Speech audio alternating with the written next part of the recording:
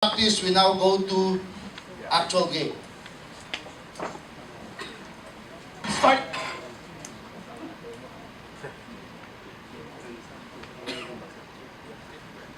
Start the play here. 2 seconds. He'll look for the game winner.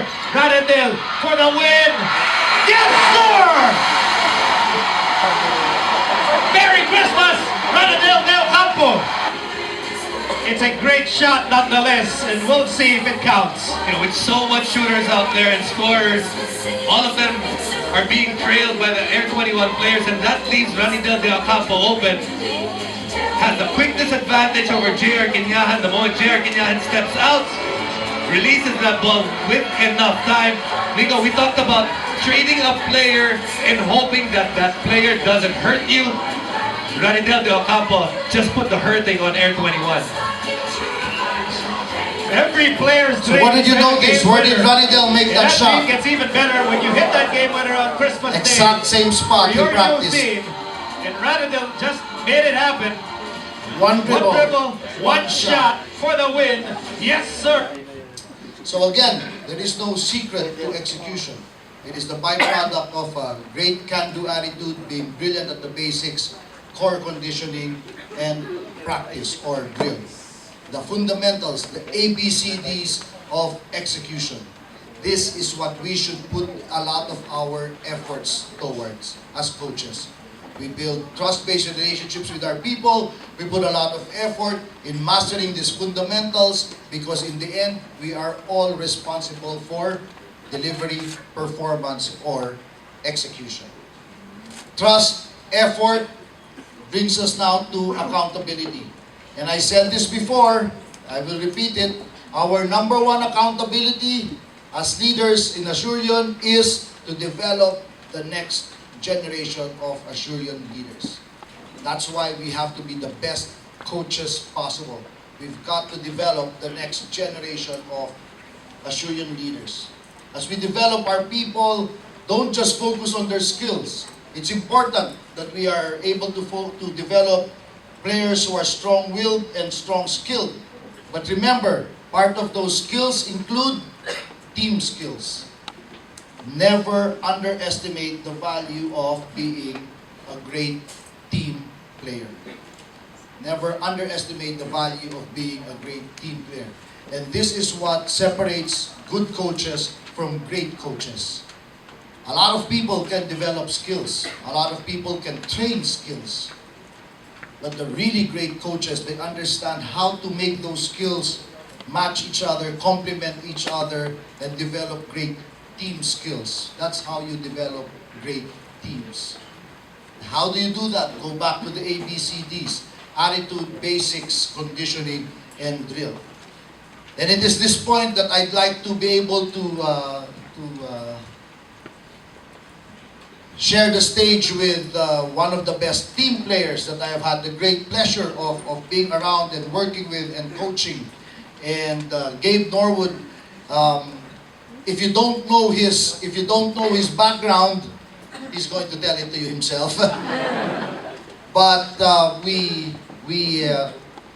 very first time I coached a national team was 2007, 10 years ago, and we found this kid who was playing in the US NCAA Final Four, the only Filipino who has played in the US Division I NCAA Final Four. Napanood nyo ba yung NCAA last week? I hope some of you follow the NCAA. There's only one Filipino who has ever played in the US NCAA Final Four. And that guy is no other than Gabe Norwood. And he's here to share his thoughts on the value of playing a team sport, of taking ownership, of committing and collaborating, and eventually reaching one's full potential. So please welcome Mr. Gabe Norwood.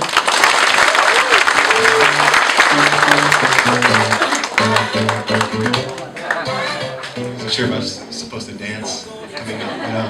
Oh wait, I forgot. I have an intro for you, Gabe. Oh, you set me up because you didn't tell me. Yeah, So I didn't. I don't know where you're. Karagulati ang dating mga kampiyon. Castro leads at 3-on-1. Norwood will go. Oh! What is that? Gabe Norwood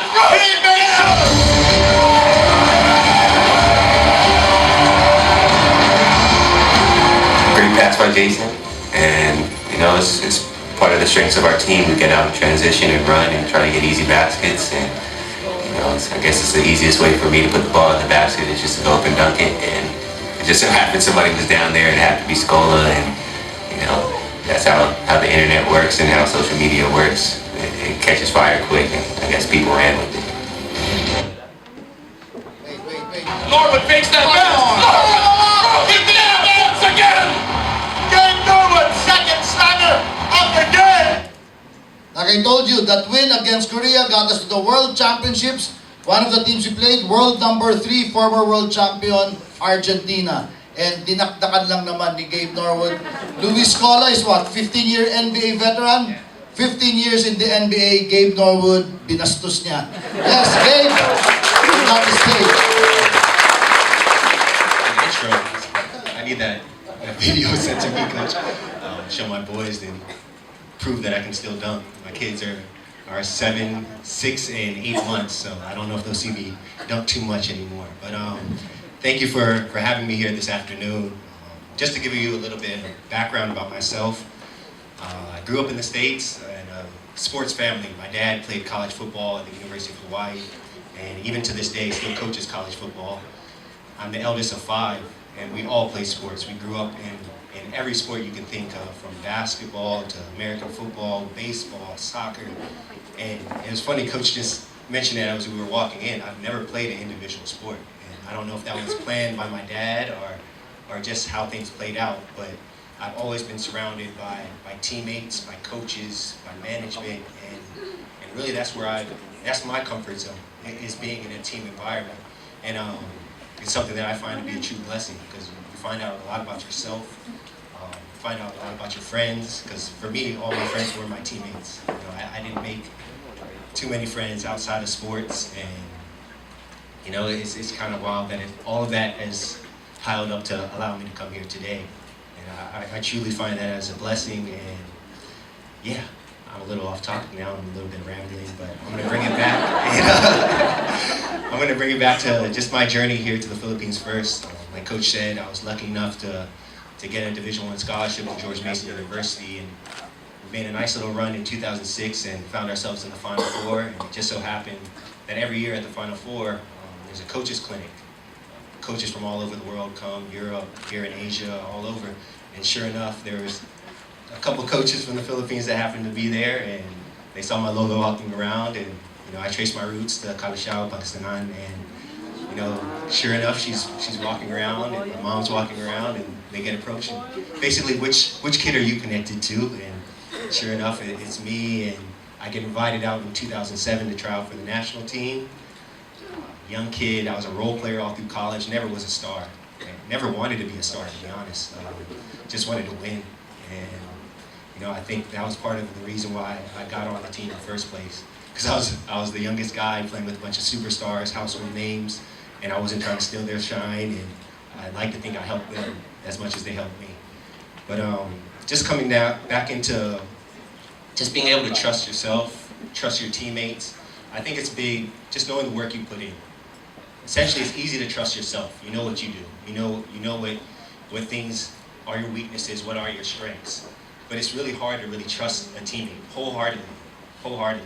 And I think that's something that I've learned to do over time. I don't know if that's with my dad coaching and seeing him try to lead, young men. I've just learned to really embrace, or just really engulf myself in my teammates. I joke with guys. Well, I say I'm joking, but I'm pretty serious with my teammates, to where I say I don't want to trade anybody on this team. Especially if you look at D-Less, we are the best, supposedly, right? So why would, right? But why would I say, oh, this guy shouldn't be here, somebody else should? First off, I'm not in the position to do that. So you have to know your role and know where you're supposed to be. It's not my position to be. It's my position to follow the lead that I have, and as the captain, lead from there. So I think for me, being able to instill the amount of trust I have in someone, you get unbelievable outcomes. You do unbelievable things. You look at the clip. Jason Castro, best point guard in Asia, had an unbelievable tournament. I think from what I remember, I think he scored every basket in my mind. Like, he was doing unbelievable things. He gets to the world stage. If you watch the clip again, he easily could have finished it by himself.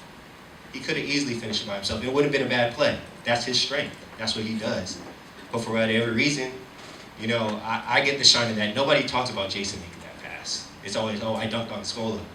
But I just like in the interview, you know, I couldn't make the play without the pass.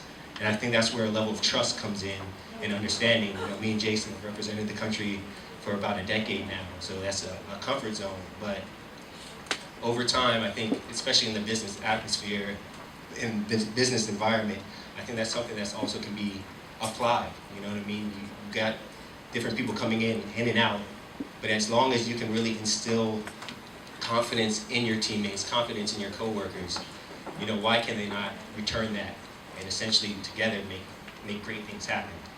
So with trust, I just feel like it's always an ongoing thing. You know, you can't just stop trusting. It's always, you have to gain more and more trust. It's just like a marriage. Coach Chot's reached 32 years. I'm just going on 5, and I'm learning that every day. And it's a wonderful thing to really grow up. You know, you don't stop growing. We all sadly getting older every day, but just truly a blessing. But on top of that, with trust, also comes longevity. You know, I think Coach has really instilled in his teams of taking ownership and being accountable for yourself and for your teammates. Whether it's, you know, leaving guys who are late for the bus, which happened recently. I won't say any names, but you would think you're on the national team, you wouldn't miss the bus, right? This is an honor, and you should be on time for everything. But sure enough, it happens. You know, maybe alarm clocks are in somebody's comfort zone, but yeah. But in terms of accountability, I think for me personally, you know, I try to take care of myself first. You know, I think that's big. You gotta make sure you are fully invested in what you're doing. And for me, every time I get a call from Coach Chot, I think he knows I'm going to say yes, that I'm going to represent the country, but at the same time, I can confidently say yes every time because I feel like I've prepared myself, I keep myself healthy, whether it's now that I'm older and my metabolism's slowing down, it's changing my diet, not so much dieting, I can't do it yet. Lechon is my weakness, and I'm proud of that. I'm proud of my weakness. I've embraced it monthly. I embrace it monthly, but with no shame at all. But at the same time, you know, really understanding where you need to improve, and really that has changed for me over time. You know, I came in 21 years old, just all over the place, running and jumping as much as I could. But now I feel like as I've gotten older, I've been able to facilitate and really help younger guys come in and make the transition to international play easier. And at the end of the day, I think it helps not only myself learn more as a player and more of what I can do, but also helps our program, helps the future, and hopefully, you know, whoever fills my shoes can do the same thing. But also with that, you have basically trust, accountability, and ownership for yourself and how you conduct yourself on and off the court and how you prepare yourself. But also for me, the learning doesn't stop. I think Coach has really instilled a program to where it's not just about the captain. You know, I don't know how many people watched this most recent leg, but Kiefer Ravenna stepped in and played unbelievable at home. We played Japan here at home, and he came in, the starting 5, played terrible. Like, we played, myself included, came out for whatever reason. You know, for whatever reason, the work was put in, but when it came time to play, we came out and we were terrible. But the second group with Kiefer and Calvin Obueva, 2 younger guys on Gilas, you know, for them to step up in those scenarios was not surprising for us. I don't think, like Coach said, he's not surprised. Because throughout the whole process, for me as the captain, it's also learning. You know, there's new approaches to the game. There's new approaches probably to your specific departments that's always changing, always developing. And if you can't change with it, you're basically behind. You know, if I couldn't adapt to what changes Coach Chot makes in terms of our game plan and how we prepare for a team, he probably won't play me or I won't even be on the team. But the fact that I'm able to listen to new approaches from not just from the person above me, but from the people below me on paper, you know what I mean? At the end of the day, we still play basketball, but a guy at 22 years old coming in saying, hey, Kuya Gabe, can we try doing this? And I can really sit back and register that. And as easy as it could be for me to say, get out of here, let's just do what we're doing, and it probably still be viewed as the right thing to do from my position, the fact that I can honestly have enough trust in what he's coming with, the information that he's giving me, process it and try to apply it to the best of my ability, I think also gives Kiefer a sense of confidence, a sense of belonging, and a sense that his word matters. So I think overall, just being able to trust, being able to hold yourself accountable, but also being very honest with your group, with your team, and what you expect from them, but also over time, just continuing to learn. It's just overall, just all of the ingredients you need to be successful. You know, it's easy for me. I only know basketball right now in this point in my life, but as I grow, these are lessons I look to apply to any aspect of a professional world that I get into. So, yeah, I rambled. I didn't look very much. I haven't done public speaking in a while. I hope I did okay. But no, just thank you so much for having me here today. I hope whatever tidbits of information I was able to give, you can apply, and wish you all nothing but the best. Thank you.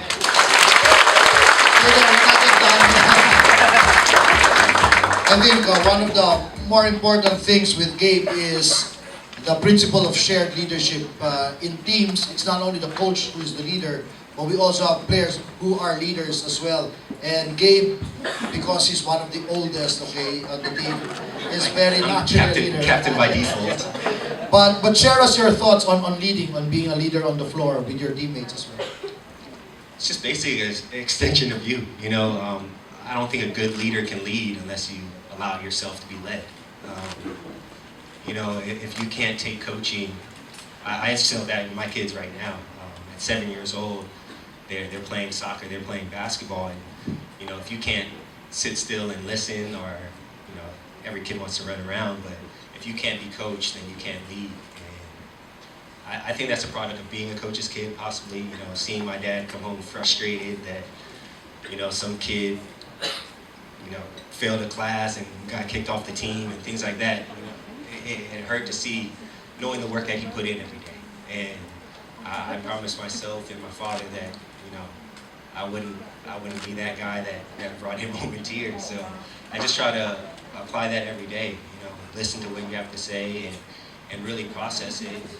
It's also beneficial because you listen to me and you listen to any player. You know, we can come to Coach Chot as our leader and really give input, and not him just hearing it and say, oh, good idea, and then it's, you know, thrown over here. It's applied, and I see that type of trust. I think it's big. I think that's very, very important to have the experience of being coached first before you can be a good coach. So you to be a good coachee first. And I think that's a powerful message from Gabe. You didn't tell them what your first job is with Gilas when you were in 2007. What was your first responsibility? What, bag carrier? Which one? The one. Bag carrier, ice getter. Responsible for the laundry guy. Oh, yeah. Laundry? Yeah. I was the only one. That was messed up. Yeah, he was the only guy who was played in the Final Four in the entire Philippines, and his first job as Gilas, he was the one going from room to room, getting all of the soiled underwear and socks of his teammates para laban. That was his job. Yeah, that's really sad. I don't recommend it to anyone. We have a picture. We should have had a picture. It's disgusting. Imagine, like, I'm playing Division I college in the States. You know, you have managers to go take care of that, and then I was the manager. I